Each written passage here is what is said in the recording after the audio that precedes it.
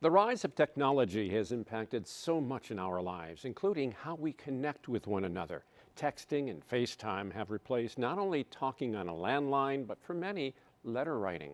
A pair of entrepreneurs, sisters, are convinced there's something beautiful and intimate with seeing someone's handwriting in a letter or on a postcard. Monse Rakosa shares how Tiny and Snail are spreading the word that there's magic in mail.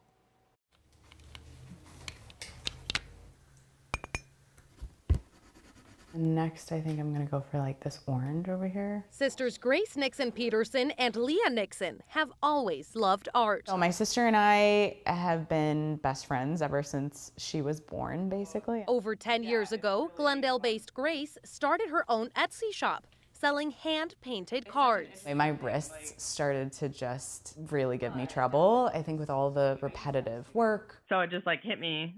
I was like, Grace, what if we work together?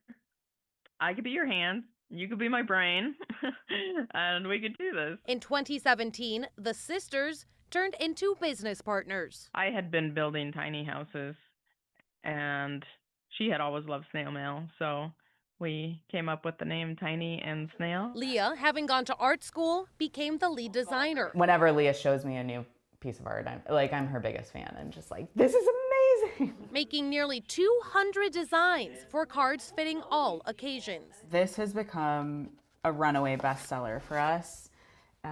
All the swears and all the prayers. Always growing up, like our mom emphasized greeting cards and how important it was to write thank you notes and give cards at people's birthdays. And one of the things that I found difficult is because I am an artist, I felt like every card I gave should be, original piece of artwork. But before their business could take off, on August 14th, 2018, our lives flipped upside down. Leah, working for Habitat for Humanity, got trapped underneath a telehandler. I don't remember the accident, but it slipped in the mud and fell on me. And it took the firefighters 45 minutes to get the machine off of me. Her vertebrae snapped, paralyzing her instantly. I just prayed so hard when my mom called and told me, she was like, honey, I have some really hard news to tell you. This happened to Leah. And I just wailed and I was like, God, you have to let her live. And you have to let her still use her hands. When I heard that I was paralyzed, I was intubated, so I couldn't talk. I couldn't really see very well or anything, but I finger spelled into her hand. And the very first thing that she spelled was, can I still draw? I was like, yes, you can. Leah spent 29 days in the ICU, recovering, dancing, and drawing. I wasn't really concerned about if I was going to be able to run again or something, but it's just like, I need to draw. Instead of making cards, Leah in turn received them. Those cards and time in the hospital gave Tiny and Snail some insight into how to make cards that people actually want to get. Life just kind of handed us this crash course in hard things and also getting through them. Following her recovery, Leah wanted to get a deeper understanding of why writing and receiving cards was such a pick-me-up. It sparks dopamine. And dopamine is the neurotransmitter that helps us do hard things.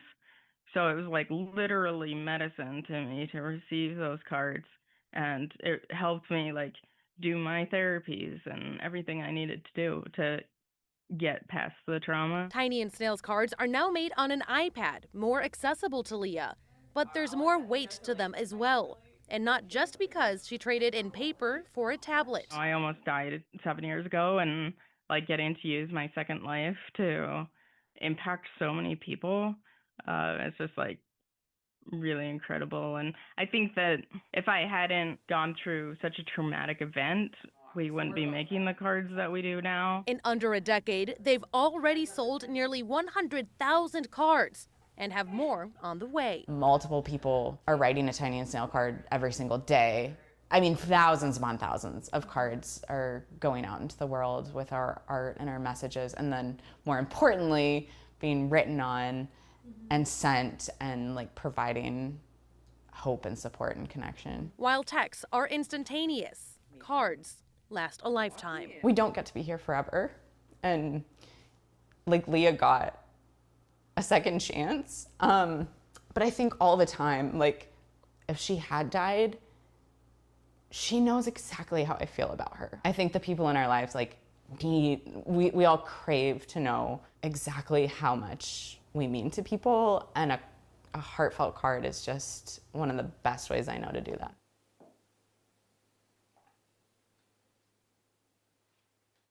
Thanks for watching this CBS 58 Sunday Morning Story. Subscribe here and make sure to tune in to CBS 58 every Sunday morning to see more uplifting stories like this.